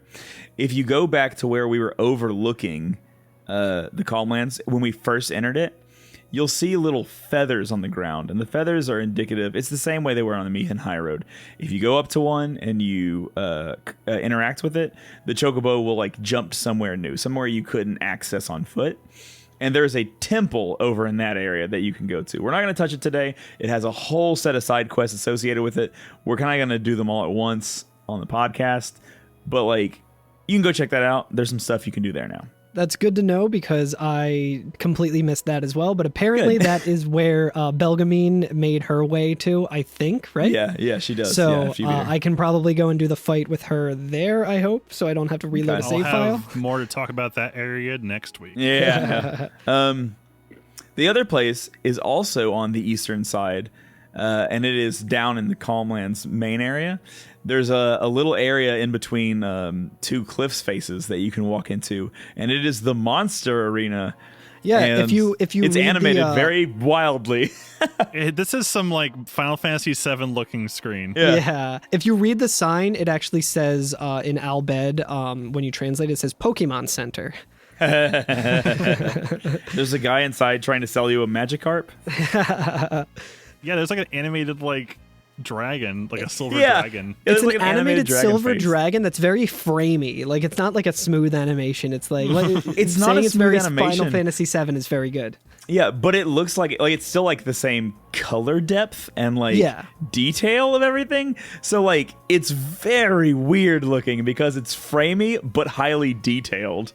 Yeah, and if you It's so interact with weird. it, it just says it's alive ... It's awesome. very creepy. But there's a guy standing here, and he says, if you talk to him, he says, "This is a training area that Lord Mihin constructed for the Crusaders. You can hone your battle skills here by fighting fiends gathered from all over Spira. But the fiends all got away because, I screwed up. I'm too old to gather fiends now, so I'm in quite a fix. So that's where you come in, Sonny. Can I ask you to round up all the fiends for me? Of course, I'm not asking you to do it for free. There will be nice, fat rewards. On top of that, you can hone your fighting skills anytime against the fiends you bring back here. In addition, any items you win during training are yours to keep for free. But bear in mind, there's a small fee for each training session." Anyway, that was just all a long way to say that. But this is a like monster the battle arena. Yeah, the battle arena. It's like Battle Arena, but except we have to fucking populate it ourselves. Yeah, exactly. Yeah. I do gotta say, I respect the shit out of this guy for being like, yeah, I fucked up, and my entire business is dependent on me having fiends, which I accidentally let out. Can you go and catch them for me? Yeah, I like that. We're doing the labor for it. Wait, so he's behind all this fiends like in spirit, not because of sin? The true lore. It's like, oops. It was coincidental. It has absolutely no like correlation at all with like sin at all. It's just like he fucked up one day, and now the entire all spirit is completely just rampant with Dude, I love fiends. it. I fucking love it. He sells weapons that give you the ability capture, which is basically it's similar to morph. It's similar to the card thing in Final Fantasy VIII, where like if a fiend or an enemy has like very little HP and you deal the final blow with a weapon that has capture on it, you capture it and it gets sent to the arena. Right. And like we'll go into more detail about it later too. Yeah, a little more strategy of like trying to. So right when we were starting up the pod, I was just trying to gather some enemies, and I ran into a Marlboro, and I was like, yo, I'm going to try and do this. And the way that I captured it was so insane because like luckily I had Waka who had like the capture ball or whatever it's called, the Pokeball as it were. And I got hit with bad breath. Everything was like going to shit. I was like, I'm going to fucking game over. Arin died. Kimari was the one who I was like trying to use to capture it. And I think Kimari ended up having 3 health and Waka had like, he was just in berserk and he just fucking whipped the ball at the Marlboro. He died because of the poison. He passed out and then it captured him and ended the battle. So with 3 health left, Kimari was able to like get the capture. It was so good. That's awesome. I wish I had a video of it. That's so I do good. like the names of the weapons. There's like Taming Sword for Titus, Herding Staff for Yuna, Catcher for Waka, Trapper Mog for Lulu, Taming Spear for Kamari, Beast Master for Oron. Trapper Mog is just like it's like a fucking Trapper Keeper. It just has like a Moogle on the front. Hell yeah. Lisa Frank. And then the Iron Grip for Riku. Cool. I like the Iron Grip. She just grabs the enemy and is like, "You're coming with me. Get over here." That's so good. Yeah, Awesome. I don't think you really need to buy all of them, at least not now. Yeah, like buying one for Yuna right now probably wouldn't be that useful, right? Well, yeah. No, yeah, it wouldn't be. Yeah, sorry. Like I was pretty much just like, okay, Kimari, like his utility right now is pilfering, like using Pilfer Gill and Steel and stuff. Like I can just have him deal the final blow because he's got pretty good attack. And then like after that, I was like, oh, I can't hit these faster enemies, so I'll just get Wakas as well. Sure. But yeah, we'll talk about that more in depth later. But I will say this, one more thing about the capture, and something that you brought up earlier, Carl. All the capture weapons have 1 empty slot in them as well, so you can pair them with something. And you know what pairs really fucking well with capture? Stone Touch. Yo! 1-hit captures, baby. I gotta do that. That's the fucking pro strat right there. That's the strat. Yeah, I'm gonna. Hell yeah. But that's for another time. Although Stone doesn't work on Moral Barrows. I don't know. Maybe. I'm pretty sure it doesn't because I think I tried that with Yuna. Yeah. I was like, Yuna can take care of this. Yeah, like pretty much nothing works on Moral Barrows. So we exit to the northeast, this section of the Calm Lands, and then there's another very small section of the Calm Lands here, right? And I'll just say now, even though like we technically can't get to it right now, there are 2 paths here. One of them leads us down into a little basin area. We're not taking that today. That's another thing for another time. Yeah. It's a whole separate side quest. There's plot line there. Lulu will even tell you, like, that's not where we're going. Yeah, Lulu even says, like, that's not the way. Yeah, you can still go down there and get a scene and everything, but we're not talking about that today. Exactly. So you may want to if you're playing it, but just for the sake of the podcast, I think to give a little bit more background on this area, though, there is an NPC all the way in like the center north of the Calmlands who gives you a little bit of there's like a cut scene where it kind of explains this. You can trigger this at any time. Oh, I didn't know this. Yeah, everything that we talked about in this episode like can happen at any time, like depending on how you get to it. But there's someone just kind of standing like looking over like a chasm.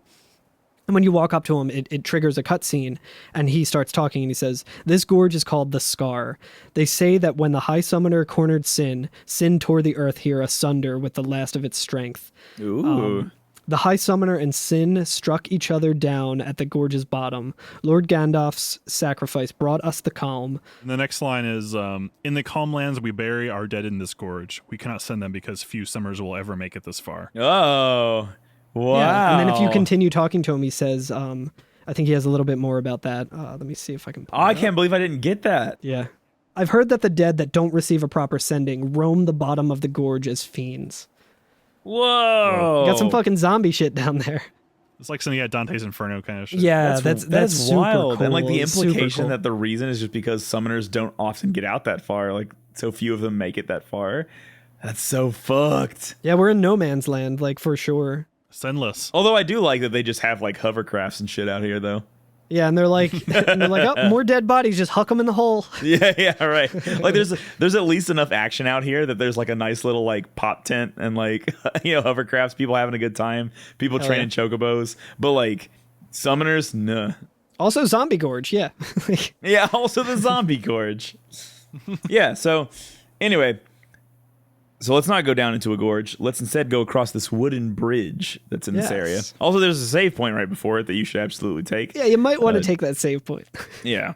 Top yourself off. So yeah, there's a little bridge that goes over a little path or whatever, and as we walk over it, a cutscene begins, and we hear somebody say "halt," and it's those two fucking Guado who are with Trommel, I think, right? Where is Trommel, by the way? Maybe he's in Guado Salam. We haven't seen him in a while. That's a good question. I don't know. Yeah, he might just still be hanging out. We haven't seen him since we moited Seymour that first time, yeah. Guados deal with the Guados. Yeah. Something. I forget. Guado problems. Yeah. But yeah, we've seen these two before, though. Yeah. And one of them says, "Summons from Lord Seymour. Come with us." And like, God damn it. What did they think was going to happen after we like? And so yeah, again, we've murdered him twice now. Yeah. Like, how many times? Give me a fucking reason to do it a third time. God damn it. Yeah. Why doesn't Yuna just send him? Yuna threatened to send him, right? Yeah, And, we like, could why have didn't done she it do last time. Yeah, why didn't we just do it the second time? Yeah, that's a good point. Anyway, Like, yeah, I guess why we had to didn't, like, the escape. final blow instead of him? It should have just been like, all right, time to send you, fucker. Yeah, instead of there's using no bald man with a gun to stop me. Instead of using right. mega flare with Bahamut, Yuna just use send. Yuna says, We have nothing to discuss with Maester Seymour. and Titus says, "Yeah, so out of our way." And I like that everybody like gathers around Yuna and like is like mouthing off to these guys. Love it. I also really like the voice delivery when he it's says yeah, good. so because like Titus's voice like gets a little low, like protective. He's like yeah, so out of our way. Like it's really good. It is. One of the Guados says, "Lord Seymour's commands must be obeyed. You will come. I warn you, the Maester doesn't need you alive." And I thought to myself, It's a cool line. Are you sure? Yeah. Are you sure about that? Like, because like obviously we're living in a land of like magic and staying alive once you're dead and shit. But I was thinking about it and I was like, I have no reason to believe that like any of my people are like going to come back as ghosts and have a special power they can only do when they're a ghost. Yeah. Like, I don't know that that's right. That just sounds like a line that they threw in to justify this fight. Yeah, that makes sense. I'm calling Also, bullshit on that. I also want to. I have a little bit of a problem with the wordage that they used when they first talked to us, where they said summons from Lord Seymour, like, "Oh, we're issuing you a summons. You have to go to court." Word all choice. That. Like, but I'm like, dude, we're in a game where he's like a very powerful summoner who summons like a fucking hellish creature. Like, maybe use a different word than summon. Like, oh, Seymour, you got detention. You gotta. Yeah. Lattes for my barista friend Jeff. Yeah, so I don't know if I buy this whole setup for this fight right here, to be honest with y'all. Also, I like the idea that he was just like, no, go out and go tell Yuna she needs to come here. I'm pretty sure she'll do it. Yeah, she'll probably, yeah. I also just really like that, like, obviously there's a boss fight that's coming because of, you know, all this, like, setup, this weak setup that's happening. But then we get, like, a view of the boss walking up from this chasm, like, underneath. And it's like, I just imagine as it's walking in, it's like a golem-looking thing. Yeah. Like, just a stone, like mech kind of thing. Yeah. It's walking up, but it's walking really stupid and goofy. I'm just imagining, like, boom, boom, Dude, I thought the exact same thing. It's so dumb looking. I'm like, It's basically just a small Colossus from Shadow of the Colossus. Yeah. Now, okay, so there's no more dialogue before we get into the battle with it. And I will say, this thing looks dumb and it walks up all like stupid and it fucking hits like a motherfucker. Yeah, this thing's really tough.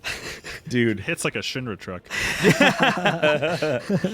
This thing sucks. Like, this is the Defender X. Defender X. Or maybe like, the Defender 10. Oh, good point. Is there Defender 10 too? And there are ways to cheese this fight, and we'll talk about it. His butt hanging out. Yeah, right. Yeah, and it uses also a gun. Yeah. So there are ways to cheese this fight to make it not so bad, but like, if you're not doing that, dude, like its normal attack will kill you. Yeah, like it just will kill you in one hit. I burned through a lot of Phoenix Downs. Yeah. Because I do not know the cheese strat, so I did it as straight up as I could, which meant not summoning Bahamut until like I absolutely needed to. And then I did summon Bahamut, and I still needed to finish the fight without Bahamut because he got fucking owned. Dude, he like his normal physical hit can one-hit KO Bahamut. Haymaker, I think it was. Yeah, there's Haymaker. There's a couple other ones. There's like Blast Punch is okay. So Blast like, Punch is a fucking counter. Like you can use it normally, and it can counter with it every fucking turn, which does half of your health. Yeah, so I was using Shell because Yuna has Shell, and I was pretty much like, Protect is the one you want to use, not Shell. Was it Protect? Yeah, that might have been the issue there. No, because Shell was working really well. Like it was only doing like 500 damage to like Lulu. Really? Because the thing about this boss is it has very high physical defense. So I was like, okay, so I can pretty much only use Lulu. It's got 64,000 HP. So I was like, okay, I need to protect Lulu. So I had Yuna cast Shell so that she didn't take as much damage, and then I had Yuna cast Shell on herself as well so that she could heal. And then I was pretty much just like, I used Power Break and Mental Break, I think, or a couple other things. So it's the armor breaks. I don't think the Power Break one works. Like hit the strength down ones don't work. Yeah. I used the armor break, Armor and mental break both work, yeah. Yeah. And with the brakes on, you can do a good bit of fucking damage to them. You can really start whipping them up that way. I didn't think about that until like late into the fight. I was like, shit. Well, because at first I was just like, okay, I need to like do the prep stage and like you know like haste Aga with Titus on people and just like pray that I can survive a couple rounds. Right. Yeah. So he's tough as shit, dude. Like if you're not cheese stratting, you need to throw up your fucking barriers and you need to get prepped for him because he will ruin you if you don't do that stuff. Also, at a certain point in the fight, he'll put guards up on himself too to take less damage from you, and he'll start casting Slowga to make all your party members slow. Which, by the way, haste Ga immediately. That's another strat to use. So he's tough. He's a tough boss. He can be a real asshole because he did 4,000 damage to me on a haymaker, which Auron has 3,700, which is miles above any other character's HP. So he can one hit KO Auron, and so I was just like, what? And when you're slowed and he's moving every other turn, it's there's no way. Horrible. There's no way. Yeah. So you can't get on the back foot in this fight. Do not get on the back foot. I'm pretty sure he's also immune to Demi or any kind of gravity attacks. Right. And he's immune to bio, so I was just like, fuck. But do you know what he's not immune to? Soft? Provoke.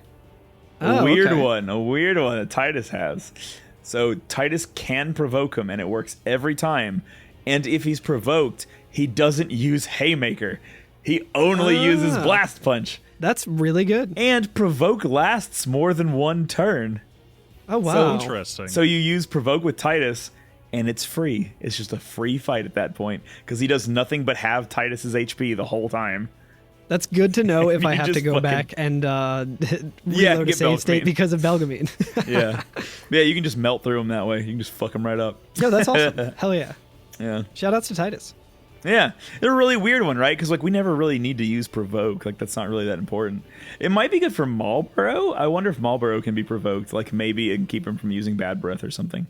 Yeah, that's a good point. But that's the easy strat. Do that one. Hell yeah, do that. Don't do what I did. Don't do what Carl does. Yeah, I was wondering if there was a thing where if Soft would do something to him, or if you could weirdly stone him to kill him, but I was 420, you gotta get him a little stoned. Every single one of my turns was precious. I was like, I can't fucking test anything. I just need to do what I know will work. Yeah. Oh, I think my strategy was I had Waka because he is susceptible to blind, so sometimes his Haymaker will just miss. Oh, yeah, that's true. Nice. That's so true. Dark Buster is probably really good. Now I did it and he still didn't miss, but I guess that's just luck of the draw, right? That just can happen. And then I also had Auron using Armor Break, which also does some help because he is pretty. He's got tough skin at the beginning of the fight, but if you can kind of use enough Armor Break, you can kind of whittle in. Yeah, you can do more physical damage to him for sure. Right. After this, I leveled up enough that I was able to get Dispel for Yuna, so that's hell nice. Yeah. That would have been very helpful against that one Seymour fight. Yeah, right. Yeah, I'm looking at my screenshots, and I did almost 24,000 damage with Bahamut to Defender X, and it still wasn't enough. And then the next screenshot I have is just Bahamut dying. He just goes, wham! Dude, this thing hits so fucking hard. You can steal lunar curtains from it, like 4 of them. So, all right, I got a couple steals in there. So I guess that's really it for Defender X, right? Yeah. Yeah. All right. Most of this episode, I guess, right? Yeah. Well, there's one more very tiny scene as we actually walk over the bridge now to the next area, because that kind of like prevented us from going over that bridge. But as we walk on, we see the party walk on and kind of into a cave, right? It seems like they're going to a cave. Or a tunnel or something, right? Yeah. And Yuna stops and turns around and stands on the bridge for a little while and looks back the direction we came. And Titus says in narration, "Oh God, yeah." Sometimes Yuna would just stare off into the distance. I finally understood why. She was saying goodbye to the places she'd never see again. Oh boy. Oh man, dude. She's done that a lot. I tell you what, man, this back half of Final Fantasy X is so fucking good. Like plotline wise. It really is. Every interaction and everything since fucking Beaconell has just been like death. You know what I mean? Like everything is just about dying and like coming to terms with it and like sending yourself to your grave. Like, oh, it's so good. Yeah, and I think we've seen Yuna do this a couple of times, right? Like at the end of areas and stuff, and you're just like, oh, okay, you know, she's always deep in thought, she's praying or whatever. But now just thinking about it and being like, oh, holy fuck, like that. Yeah, that hit this is the me. last Like time she'll see any of these places. Yeah, she's just like, oh, gotta soak it in because I'm doing a literal death march right now. Like, I mean, Jesus Christ. Every single time that Titus is just like interrupted her like in thought. Right. Yeah, like she's like staring off and just being like, wow, Luca is so beautiful. Like I'm really taking in how, you know, like everything shines from the ocean and stuff. And then Titus is just like, woo, like, shut up. Also, Doom, hear about that blitzball? Yeah. Hey. So Alex has Doom the cat now. Oh, so sweet. Doom has entered the party. I've been casting Doom. Doom's gonna help us through Mount Gagazet. I have Death with Lulu, and I've actually cast it a couple times this section, and it was the enemies were immune to it every time. I was like, what the fuck isn't immune to death? Like, the skill is useless. Death is one of those super cool, like, Final Fantasy moves that I'm like, yo, hell yeah. And then I'm like, I need to know exactly what's used, like, this is used for, because it never works. Yeah, never, yeah. But yeah, that's the Calmlands, baby. We did it. Clamlands. The Clamlands. New England. That's the Clamlands. Yeah, if you try and go down to the chasm of zombies, there is a bit of dialogue that we mentioned. Sure, we can do the intro. It's pretty cool. Yeah, so like it's kind of like obvious that you might be like, oh, I want to see where Defender X came from. So when you walk over to go that way, it starts like a little cutscene where Titus like stops and he says, this isn't the way in, and Lulu says, that way leads down into the valley. And then Waka says, wow, you know your way around, yeah? Which is important. Indeed. But we'll talk about that another time, yeah. All right. Another day. So, another dollar. Listen, next episode is Mount Gagazet, all right? If you have played Final Fantasy X before, you know what the fuck is coming up next. Like, you know. There, like, we'll talk about it next episode. We'll discuss it then. But we're in it now. This is the thing. Like, how many times have I in this podcast season have I been like, ha ha ha, Mount Gagazet when we get there, ha ha ha, like, you know, like foreshadowing something. Yeah. Like, it's this episode. The next episode is the one where that happens. If you know, you know. And if you don't know, God fucking speed to you. I'm excited. Very excited for it. Probably get an earlier start on my homework this week. Yeah, it might be a good idea. But we're going to go this next episode up until we fight an old friend up top of the mountain. So we're not going all the way through the mountain. We're not gonna end on the other side of the mountain because we're gonna save the Gagazet Cavern for the episode after that. So the entering of Gagazet all the stuff on the way up, and then that fucking boss that we're gonna fight up top, and then that'll be it for the next episode. Cool. Yeah, see some new friends, see some old friends. Actually, it's like all old friends. But anyway, I think I'm the only one at this point who doesn't know what's coming. I'm already ahead a week. I kind of got lost in the weeds and was like, I'm just gonna keep going. I'm on a roll. Alex told me what he did to get past the next thing, and it's incredible. So I'm excited to talk about that too. But just know, so Carl, you don't know what's coming up next. Alex had to do the ultimate cheese strat. Yo, hell yeah. A way to basically break the game for like, I hear it maybe you can get through basically the rest of the game without a hitch. Yeah. With this strat now. Okay, so you use the strat where you give your game to your older brother. Yeah, may as well. Yeah. I called my dad who worked at Nintendo. Yeah. I told him to get me a proper Game Shark for my Switch. Hell yeah. Yeah. Anyway, yeah, it's buh. I'm already going buh about it. So also, I've said before on the podcast, I'm going to try to do it without looking up strategies and not looking up the Wikipedia. And I've beaten this game before, so I've done it before, but I don't remember how I did it. So it'll be pretty much new to me again. So I'm going to do it. I'm going to try and do playground strats and playground strats. I'm not going to look up anything. I might end up looking up something because whatever, but I tell you what, I'm going to try my Carl, best. I'm going to do the same. Me and you can message each other in the Discord and try to playground it and just be like, Okay. what did you do? Yeah, for sure. Yeah. Oh, we may just open it up to the Discord even, just like if y'all want to help. Yeah, right. Oh, it's going to be a good time. We're in it together. Do we have any upcoming anythings? Carl, you got your mag fast. Yes. Which I hear is that's like a time of fasting where you just yes. you don't eat for the entire week of I will not be Magfest, eating for this entire stream that I am doing, which is 1 hour. I'm gonna be running Dark Souls Prepare to Die Edition any percent. It's gonna be at 3:30 p.m. on Saturday, January 23rd. So I think that's tomorrow at the time of this episode coming out. Yes. Yes. That is tomorrow. So Saturday. tomorrow I will be doing that at 3:30 p.m. After that, my friend Berto is going to be doing the Demon Souls remake speedrun. I think Berto might also be doing commentary for my Dark Souls run. It's going to be super fun. And then Sunday, the 24th, Ninnies is going to be closing that off with a randomizer of Hollow Knight, which is extremely fun. If anyone's ever seen him do his randomizer runs, they're always super entertaining. They are. Super They're very impressive. entertaining. Highly So it's going to recommend. be a good way. I think he's got a bunch of incentives as well for like donation. All of the proceeds are going to 1 second. I have literally nothing in Yevon. front. They're all going to Yevon. It's all going to Yevon, baby. Magfast. I just want to make sure I don't say the name of the charity wrong. It's Child's Play, I think. Yes. Oh, okay. Yeah. Yes, it's Child's Play.